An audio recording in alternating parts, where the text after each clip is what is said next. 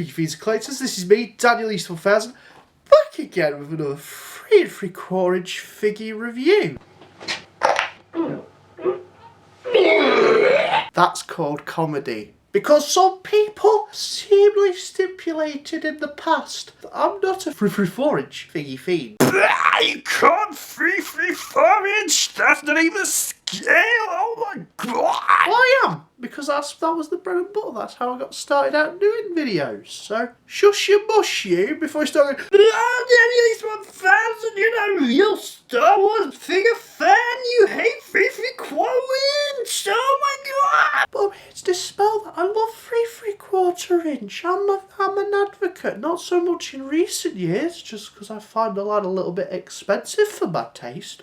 Dear God. But it still holds a special place in my little heart, oh my God. So today, I'm going to prove that. So we're going to be kicking it back, finger blasting in the past, with Star Wars The Phantom Menace, Darth Maul's Sith Speeder. As always, we're going to take a look at the packaging first, then the figure and vehicle itself and the features. So here we have the packaging. You got Star Wars Episode 1. Some real branding there. Something that we've not really seen in recent years with our figures. We got Darth Maul looking very intimidating. You've got a picture of the vehicle and figure. Quite interesting, it's actual product photography rather than a still from the film or some crazy artwork. It's the thing. That's what you're going to get, boys and girls. A rundown of some of the features in text form, Hasbro just there, and a window packaging where the figure would sit. You've also got just a sticker to the price that I purchased it for. £12, boys and girls. You can't sniff at that. Purchased at Vintage Toy Exchange just before me and Sith Lord 229 went along and did our little video in Matlock, Middle Peak Quarry. If you haven't seen that video, it's one of my favourite videos I've ever put together. So check it out, link will be up there. On the side of the packaging, you've got Star Wars Phantom Menace, Darth Maul Sith Speeder. Would be a pitch there if there wasn't a sticker slapped on. I'm assuming someone bought this from Argos potentially back in the day. I don't know. I just got that feeling, you know? It's the sort of thing that Argos would do. A cheeky little stunt Argos would do. But it might not be. That could just be an assumption. No telling. No telling what company slapped that sticker on. So it's all guesswork.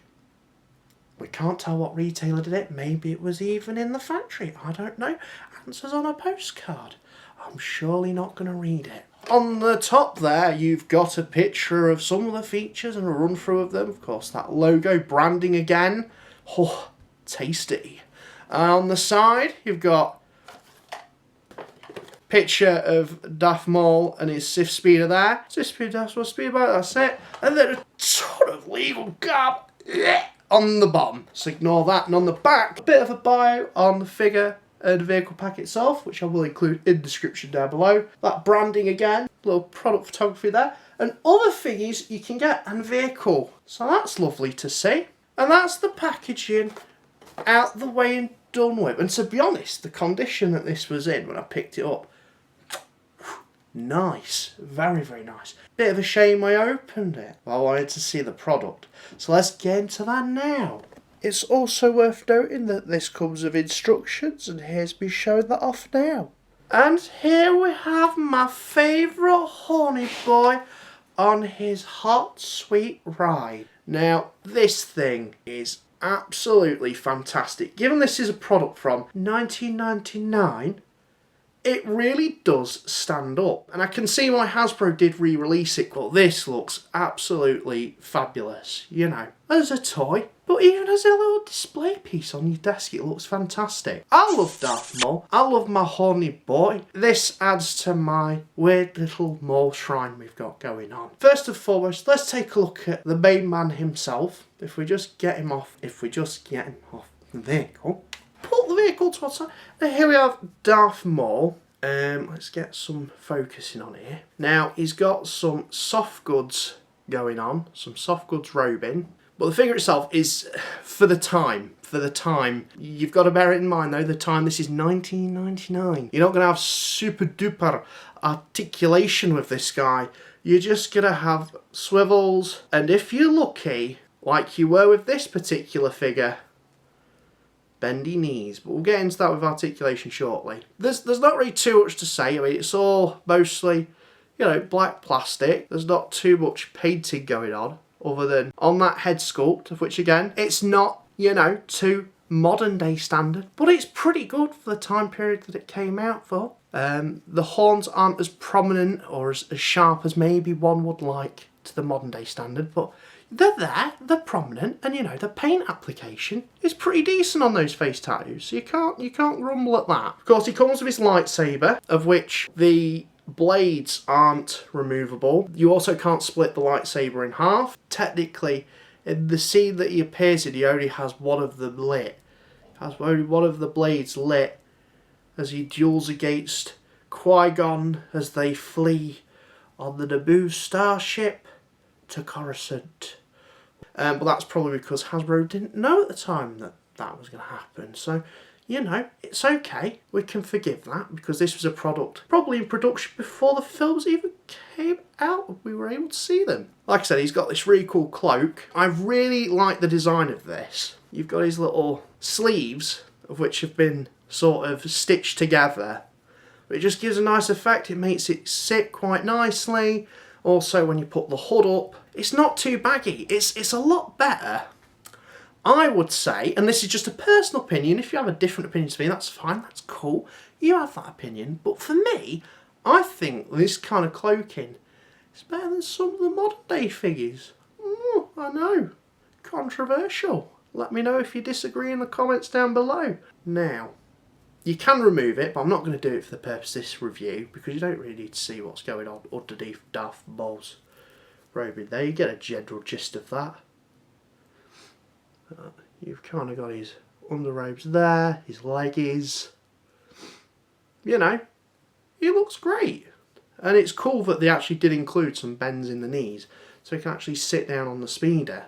There's kind of limited articulation in terms of what you can pose with it, but there's a lot more than you probably would expect with a figure of this time, because mostly it was 5 POA. So with this guy, in terms of his articulation, he has a swivel at the top of the head, swivel shoulders in both the arms. Now this is where there's a bit of differentiation in the arms. So in this arm here, has a swivel in and out. There's no swivel at the wrist. On this side, there is a swivel in just the wrist itself. Swivel at the top of the torso, swivel at the hips, and hinges, just a single hinge, at the knee. And that's all the articulation you get from this boy. This was more than standard for the time, because mostly at the time it was 5 POA. So, you know, this was a little bit of a deluxe boy to go with the deluxe pack. And like I said, he does sit, as you saw on that speeder, really, really nice. And you've got the pose in there, so you can not only have him hold, of course, the lightsaber really well, in some sort of varied ways as well, if you really did wish. So, I mean, you can have him in that classic Duel of the Fates double-wielded pose like that, or alternatively, you can have him just like that. You know, I mean, it's a bit difficult because this hand's a bit loose, but, you know, you can have him with a single-handed grip, kind of like that. There you go. That's Maul for you. I think he holds up relatively well, and I can understand why Hasbro did repack this. It was a little bit cheap, a little bit cheeky, but fair enough to you. Fair play, because he isn't that bad. Now, if we move away from Maul and we come on to his Sith Speeder, this thing's really, really cool. First and foremost, just a rundown of some of the features. So naturally, as you saw, you can put Maul on it, and we will show you that again shortly. But you can store the lightsaber, and this isn't really canon in the film, but just through here like that, from where the handlebars are, just for a bit of safe storage. And so if, you know, you're taking it out as a kid, you're not going to lose it. So that's a nice little thoughtful gesture from Hasbro there. The handlebars do move up and down, so you can kind of pose it a bit better. You've got the footrests here, and they've actually got pegs on them. So when you can put the figure on, you can have him sat there relatively sturdy. And then there's a bit of a kickstand, so if you were resting it, and it's translucent, so you can actually have it upright. I know I'm doing it on my hand, but you know, you get the idea. That's what that's there for. And then lastly, the main feature. I love this feature. I used to moan about rocket firing features like a fine wine. They have a nice taste to them when you've not had them for a while. So you pop that open, press it once by this little button here, you press this again, and it launches launches a probe droid. You don't see that from modern day Hasbro. That's far too silly, good grief. But what a feature. Just going to get the rocket so you can see that. I'm back! The rocket itself is designed really, really cool. It's not like a standard rocket. Though Hasbro thought, let's make it a probe droid. Or the little seeker droids that he has. It's sculpted and painted in that way. I think that's rad. That's a really quirky thing to include. Of course, it's translucent. So if you did really want, you could probably find a way to like have it sat. Maybe. Oh no, it's not. I mean, it kind of works a little bit, but no, it's quite loose fitting. Ignore that. Let's pop you away. If you had something like a blue tack, you can have that stuck down next to it and it's a little probe droid for you. But it's a cool little accessory and a cool little, you know, gimmick. So if we seal this up, there we go. So that's the speeder bike. There's just a really nice finish to it. Looks like there's been some airbrushing on it paint-wise, because you've got some nice light highlights and some greenness to it in terms of a darker shade.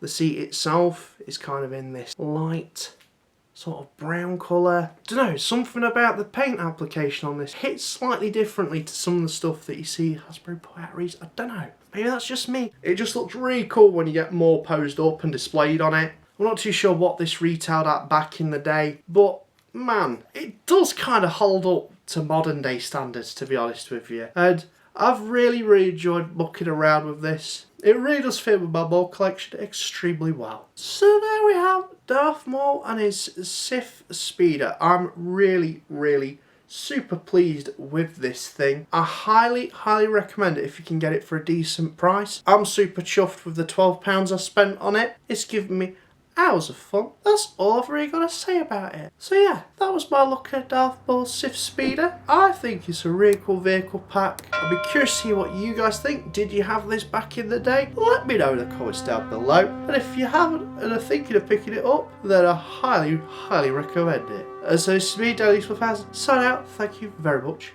for watching.